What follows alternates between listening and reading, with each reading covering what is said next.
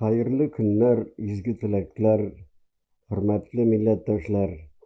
Men Maris Jamali ulu G'ayitov, iqtisod fanlari kandidati, Tataristonning otqizilgan iqtisodchisi, fan ham texnika өлкәсендә Tataristonning davlat premiyasi laureati dotsent. 2023 yılda men internetning YouTube sahifasında kanal açtım. Hem benim ömürlük dostum, büyük jurşimiz İlham Shakirov turunda hatireler bilen ortaklaştım.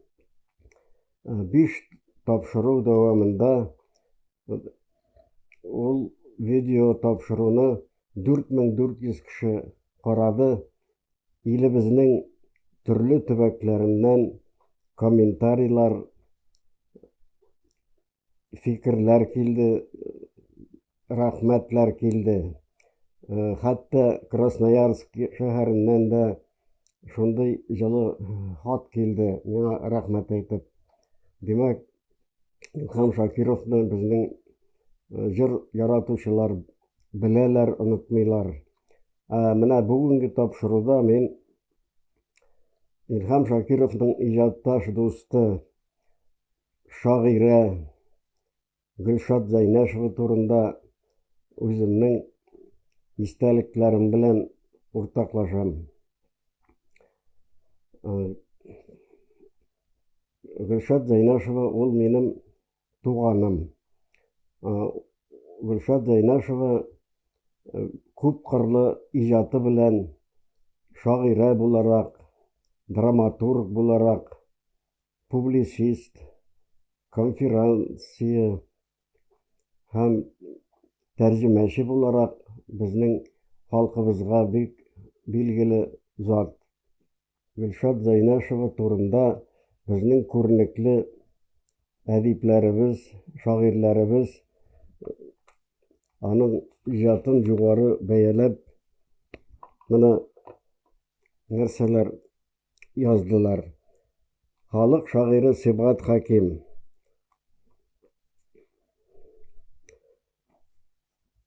ol bulay deb yozdi. Gulshod Zaynasheva turunda Xudoy onu bu dunyoga jir shishmasi etib yaratgan bit. Qaysigina jir tekstin o'qib chiqma, ko'ngilda yangi kuy uyana boshlaydi. Şuna göre kompozitorlar onun tirasına yılışa. Xalq yazıcısı Arif Axunov, Gulshod Zaynasheva Tatar jir poeziyasına layıklı ülüş kırttı. Onun jırların xalq öz jırı etip kabul etti. Körnekli Tatar Başkırt şairi Najar Najmi, Gulshod Zaynasheva'nın 50 jır degan kitabın o'qib chiqqach, ul kitap 1958 yılda nashr etilgani Tatariston matbuotida Shahriy Qozon gazetasida 50 jır 50 şatlık isimli makale yazıp çıkardı. Ul onda bu jırlar jigintığına hem Gulshod Zaynasheva'nın ijoduna büyük yuqori baya verdi. Tatariston matbuotida Gulshod Zaynasheva'nın turmuş yolu ijodi turunda büyük ko'p makaleler çıktı. Ol makalelerini men ömür boyu jiyip bardım hem neticede büyük qalın bir papka hasil buldu. Ol makalelerinin ko'chirmalarini men Gulshod Zaynasheva'nın kızı Asiya Zaynasheva ailesine de berdim. 2011 yılda Gulshod Zaynasheva isimli istaliklar, makaleler kitabı dünya kurdu. Buna bu kitap. Бұл китапта Татарстанның күренекле сәнгатькәрләре, әдипләре, шагыйрьләре, композиторлар, җырчылар барысы 53 автор үзләренең Гөлшат Зайнашева турында истәлекләре белән уртаклаштылар. Барысы да Гөлшат Зайнашева иҗатына югары бәя биреп, аның җырларының популяр булуы, ул җырларны халыкның яратуы турында хатирәләре белән уртаклаштылар.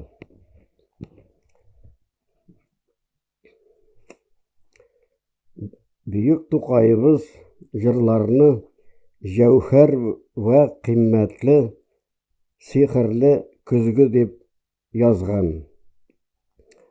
Шагыйрь Рафис Корбан былай ди: җырның нигезен сүз һәм көй тәшкил итә дисәк тә, текст, шигырь шулардан беренчел әһәмияткә ия. Бу Мәдәни җомга гәзитендә ул язып чыкты. Әңгәмәңдә мин үзем күргән, үзем белгән, матбугатта укыган Гөлшат апа Зайнашева үзе сөйләгән хатирәләр белән уртаклашам.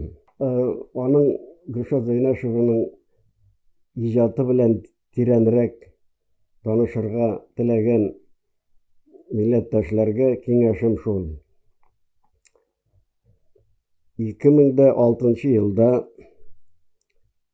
Татарстанның атказанган мәдәният хезмәткәре, доцент, үзе дә җырчы, чаллы сандугачы Дания ханым Сибгатуллина Нигъмәтҗанова Гөлшат Зайнашеваның иҗатын бик тирән анализлап, кандидатлык диссертациясе яклады. Һәм 2009 елда шул Гөлшат Зайнашеваның «Җыр шигърияте» исемле китабын бастырып чыгарды. Гөлшат Зайнашеваның 95 еллыгына минем Казан утлары журналының 1нче санында «Җыр шигърияте» алиһәсе исемле мәкаләм чыкты. Һәм шул ук елны Сөембикә журналының 3нче санында «Нәселебезнең йөзек кашы» исемле минем мәкаләм дөнья күрде. Менә бу тапшыруым минем хатирәләрем Гөлшат апа рухына дуга булып, изге дуга булып ирешсен иде, аның урыны җәннәттә булсын иде. Гөлшат Зайнашева күп санлы татарларның, төркиләрнең, төрки халыкларның моңлы, әхлаклы җыр дөньясына алып керде. Ул композиторлар белән берлектә иҗади дуслыкта 100дән артык бик популяр җырлар иҗат итте. Балалар өчендә ул күп шигырьләр, җырлар язды. Мин аларны санадым, 85 җыр, 85 шигырь аның балаларга багышланган. Ул балаларны бик ярата иде. Аннан соң безнең бик күп миллион тиражлар белән җыр китаплары чыкты. Шул җыр китапларының күп өлешен дә Гөлшат Зайнашева шигырьләре, җырлары дөнья күрде. 2008 елда Татарстан Мәдәният министрлыгы һәм Милли китапханә иң яхшы китапларга ел китабы исемле конкурс игълан итте. Шул конкурста 125 китап катнашты һәм Гөлшат Зайнашеваның сайланма әсәрләре иң күп укыла торган китап дип табылды.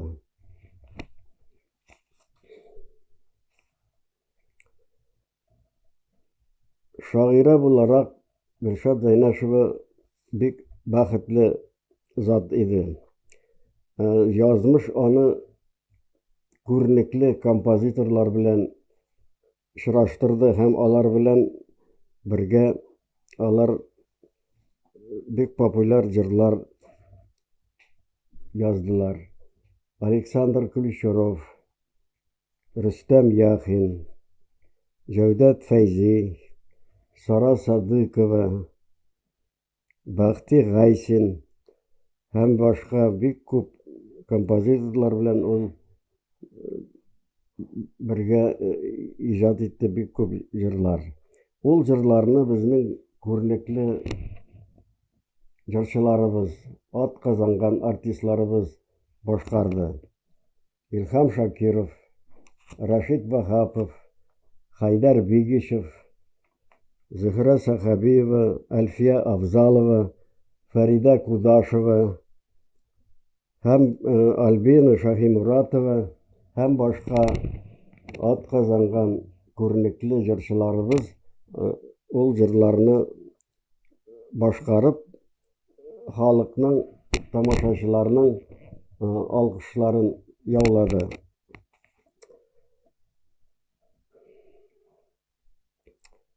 Ярты гасыр дәвамында Гөлшат Зайнашева халыкка бик популяр, матур җырлар бүләк итеп калдырды. Менә мин аларның кайберләрен әйтим әле. Туган җирем Татарстан, Александр Ключеров музыкасы. Менәргә иде Урал тауларына, Мансур Музафаров музыкасы.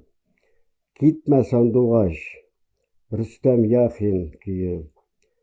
Идел суы ага торыр, Сара Садыкова һәм башка шундый популяр җырларның авторы Гөлшат Зайнашева. Аны безнең халкыбыз, җыр яратучылар бик җылы кабул итеп, ул җырларны үз җырлары кебек итеп җырладылар һәм концертларга җөреп тыңладылар. Гөлшат Зайнашеваның биографиясына килсәк, ул яралы язмышлы шагыйрә. Ул нинди нәселдән дигән сорауга мин былай җавап бирәм. Казан һәм Уфа губернияларында, гомумән Россиядә бик билгеле ашлык белән сату итүче сәүдәгәрләр, хәлфиннәр була. Алар Минзәлә өязе Келәнчетамак авылында йортлар салып, шунда үзләренең эшләрен башлап җибәрәләр һәм игенчеләрдән сатып алган ашлыкны баржаларга төятеп, Чаллы пристаненнан Шулман елгасы, Идел елгасы буйлап җыракка озаталар һәм Россия өлкәләрендә һәм хәтта чит илләрдә шул ашлыкны кыйммәтрәк бәягә саталар. Аларның саткан ашлыкларының бәясе 1,5 миллионга җитә. 1,5 миллион сумга җитә. Ул вакытта ул акча бик күп санала. Менә шул нәселдән Гөлшат Зайнашева шул нәселдән булып чыга. Ул нәселнең варислары, менә мин кайберләрен әйтим әле. Композитор Җәүдәт Фәйзи. Аннан соң төзүче Тукай премиясе лауреаты Әүфәр Зәкиев. Казанда шул Зәкиев исемендәге урам шул Әүфәргә багышланган, аның исемен йөртә.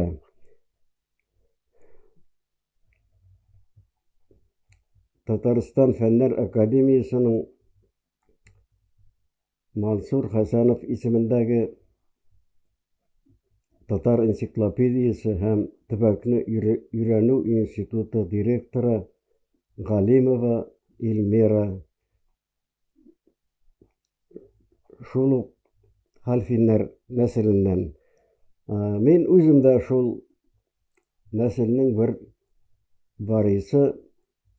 Минем әнинең әнисе Фәрхисрур әби хәлфиннәрнең онышкасы иде. Ул турда безгә сөйләмәде, чөнки хәлфиннәр алар репрессиягә эләгә. Революциядән соң аларның мал-мөлкәтләрен тартып алалар, үзләрен сөргенгә җибәреп, кайтып репрессия. Шуңа күрә әбиебез ул нәсел турында безгә сөйләмәде. Без аларны соңнан гына белдек. Гөлшат Зәйнәшеваның әтисе Хисам шул хәлфиннәрнең оныгы Хисам Зәйнәшев, әнисе Әнвәр апа. Бу гаилә шул Минзәлә өязе Чаллы кантоны Иске Теләнче авылында яши, игенчелек белән шөгыльләнәләр, терлек асрыйлар һәм кибет тоталар. Авылда бердән-бер кибет аларныкы була. Шушы гаиләдә 4 кыз бала туа, 3нче булып Гөлшат Зәйнәшева һәм бер малай Азат туа. Менә 1930 елда Сталин уйлап чыгарган кулаклар белән көрәш, кулакларны юк итү политикасы бик киң таралыш ала һәм шул авылга Хисамның әтисе Хөснетдин Зәйнәшевны сөргенгә җибәрергә 2 НКВД башкисәре киләләр. Хөснетдин игенче, терлекче, кибет тоткан, бернинди гаебе юк, берничә мәртәбә хаҗга барган дини кеше. Аңа инде ул вакытта 82 яшь була. Хисам абый әтисен кызганып, юлда ук үләчәк бит дип, үзем барып кайтам дип, үзе теләп сөргенгә китә. Менә мин шул турда сөйләгәч, кайбер иптәшләр ничек инде үзе теләп сөргенгә китә дип гаҗәпләнәләр. Менә ул әтисен кызганып, шундый юлга баса. Менә хәзер кайбер кешеләрнең мин шаккатам әти-әниләрен үзләре әле исән чакта әти-әниләрен картлар йортына озаталар. Әти-әниләрен карамыйлар, ихтирам итмиләр. Менә бу Хисам абыйның бу гамәле, аның кешелекле булуы, шул кадәр мехрибанлы булуы турында сөйли. Хисам абыйга мәддә табалар, имеш ул Совет властына каршы пропаганда алып барган. Алар Совет властына каршы булмыйлар. Алар Совет власты хакимияты вәгъдә иткән якты киләчәккә ышанып, бик тырышып эшлиләр. Колхоз оешкач колхозга керәләр, колхозчылар булалар. Менә шул колхозчыларны кулак дип sürgünge süreler. Хисам абай sürgünge барганда жолда хат язып җибәрә. Ул бердән бер хат. Sürgüндә анда хат язышу тыелган була. Менә Хисам абай булай дип язган хатында. Капчык астык иңнәргә, киттек ерак җирләргә. Әҗәлебез мондадыр дип җиттек Архангелларга. Салавки бөтен билгеле урын, анда 10 меңнәрчә халык интегеп, Беломор канал, Ак диңгез каналы төзиләр. Күренекле язучы Александр Солженицын үзенең Архипелаг ГУЛАГ дигән китабында менә шул 30-нчы елда Салавки да 50 мең кеше булган дип, 50 мең тоткын булган дип яза. Анда бик авыр эш, техника юк, кул көче белән таш ватып, ташып, ташкы белән канал төзиләр. Хисам абый бик булдыклы кеше була, ул